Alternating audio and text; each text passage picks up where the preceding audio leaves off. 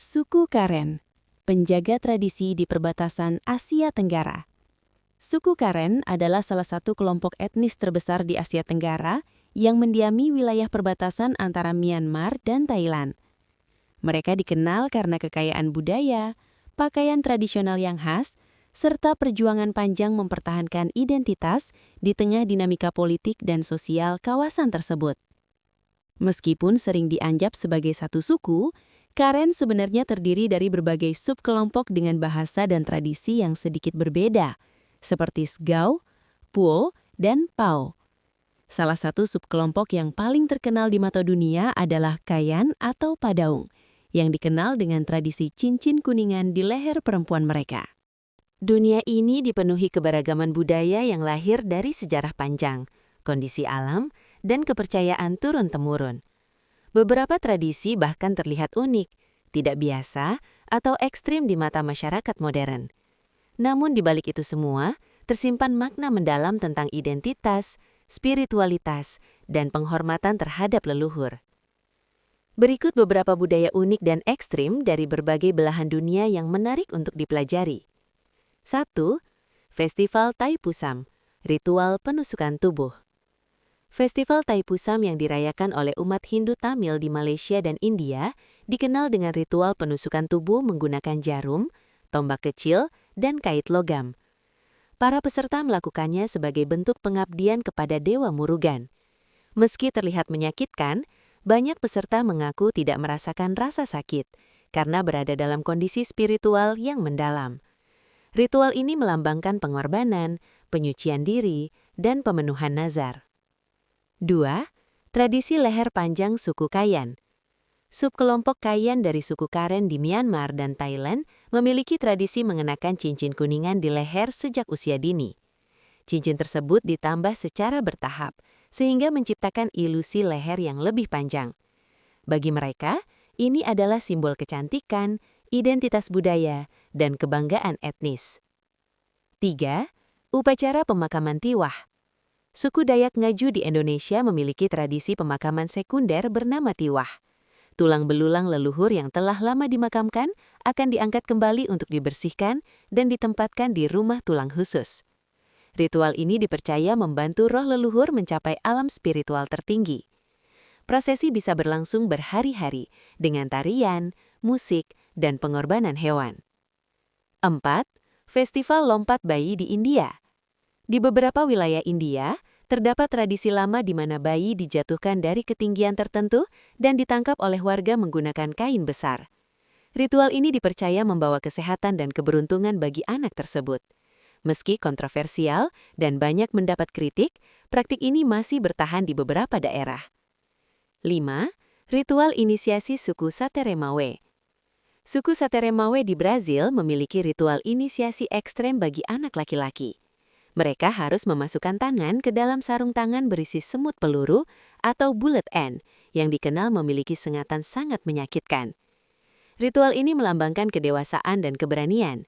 Rasa sakit dianggap sebagai bagian penting dari proses menjadi pria dewasa dalam komunitas mereka. Makna di balik tradisi ekstrim. Bagi masyarakat luar, tradisi-tradisi ini mungkin tampak aneh atau bahkan menakutkan.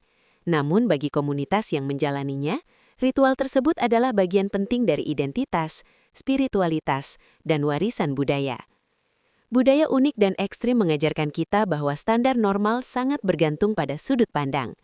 Dengan memahami latar belakang sejarah dan kepercayaan mereka, kita bisa melihat bahwa di balik keunikan tersebut tersimpan nilai kebersamaan, penghormatan kepada leluhur, serta hubungan mendalam dengan alam dan Tuhan. Bahasa Karen termasuk dalam rumpun bahasa Sino-Tibet dan memiliki beberapa cabang utama seperti Sgo dan Po.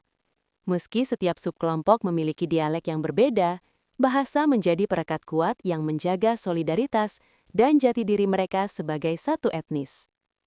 Di banyak desa, bahasa Karen masih digunakan dalam kehidupan sehari-hari, upacara adat, hingga lagu-lagu tradisional. Namun pengaruh pendidikan formal dan media modern membuat generasi muda mulai lebih sering menggunakan bahasa nasional seperti di Myanmar dan Thailand. Karena itu, berbagai komunitas Karen kini aktif mengadakan program pelestarian bahasa melalui sekolah adat dan kegiatan budaya. Pakaian sebagai simbol identitas. Pakaian tradisional Karen bukan sekedar busana, melainkan simbol identitas yang syarat makna. Perempuan Karen yang belum menikah biasanya mengenakan tunik panjang berwarna putih, melambangkan kemurnian. Setelah menikah, mereka mengenakan pakaian berwarna lebih cerah seperti merah atau biru dengan hiasan sulaman rumit. Motif-motif pada kain seringkali mencerminkan asal desa, status sosial, hingga tahap kehidupan seseorang. Bagi laki-laki, pakaian tradisional biasanya berupa kemeja longgar dan sarung khas dengan warna dominan merah atau garis-garis mencolok. Seni tenun merupakan bagian penting dalam kehidupan masyarakat Karen. Hampir setiap rumah memiliki alat tenun tradisional, dan keterampilan ini diajarkan sejak usia muda, terutama kepada anak perempuan. Proses menenun tidak hanya menghasilkan pakaian, tetapi juga menjadi sarana pendidikan nilai-nilai kesabaran, ketelitian, dan tanggung jawab. Pola dan motif yang diwariskan turun-temurun mengandung cerita sejarah serta filosofi kehidupan masyarakat Karen. Di era modern, hasil tenun Karen mulai dikenal lebih luas dan bahkan dipasarkan sebagai produk budaya bernilai tinggi. Namun bagi komunitasnya sendiri, tenun tetap menjadi simbol kebanggaan dan kesinambungan tradisi. Bahasa dan pakaian tradisional membuktikan bahwa identitas budaya Karen tidak hanya hidup dalam upacara adat, tetapi juga dalam keseharian mereka. Meski menghadapi arus globalisasi, masyarakat Karen terus berusaha menjaga warisan ini agar tidak hilang di telan zaman. Subkelompok Kayan, yang sering disebut Padaung, merupakan bagian dari etnis Karen yang tinggal di wilayah perbatasan Myanmar dan Thailand. Mereka dikenal luas karena tradisi unik perempuan mengenakan cincin kuningan di leher sejak usia sekitar 5 hingga 9 tahun. Seiring bertambahnya usia, jumlah lilitan kuningan akan ditambah secara bertahap. Berat total cincin tersebut bisa mencapai beberapa kilogram. Secara fisik, cincin tidak benar-benar memanjangkan leher, melainkan menekan tulang selangka dan bahu ke bawah sehingga menciptakan ilusi leher yang lebih panjang. Makna dan filosofi di balik tradisi. Bagi masyarakat Kayan, tradisi ini bukan sekedar estetika. Ada beberapa makna yang dipercaya secara turun-temurun. Simbol kecantikan dan status sosial. Leher panjang dianggap sebagai standar kecantikan tradisional dan kebanggaan etnis. Identitas budaya. Cincin kuningan menjadi penanda kuat bahwa seseorang adalah bagian dari komunitas Kayan. Perlindungan spiritual. Beberapa cerita rakyat menyebutkan bahwa cincin tersebut dahulu digunakan untuk melindungi perempuan dari serangan hewan liar atau roh jahat.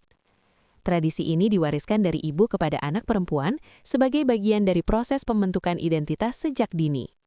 Kontroversi dan tantangan modern. Di era modern, tradisi leher panjang sering menjadi sorotan dunia internasional. Sebagian pihak menganggapnya sebagai bentuk eksploitasi budaya, terutama ketika desa-desa Kayan di Thailand dijadikan destinasi wisata. Namun, banyak perempuan Kayan menyatakan bahwa mereka mengenakan cincin tersebut secara sukarela sebagai bentuk kebanggaan budaya. Meski demikian, generasi muda kini memiliki kebebasan lebih besar untuk memilih apakah ingin melanjutkan tradisi tersebut atau tidak. Perubahan zaman membawa tantangan baru, tetapi juga membuka ruang diskusi tentang hak budaya dan pelestarian tradisi. Tradisi leher panjang bukan hanya simbol visual yang menarik perhatian dunia, melainkan cerminan kuat bagaimana sebuah komunitas mempertahankan identitasnya di tengah arus globalisasi. Bagi suku Kayan, cincin kuningan itu bukan beban, melainkan warisan, kebanggaan, dan cerita tentang siapa mereka sebenarnya.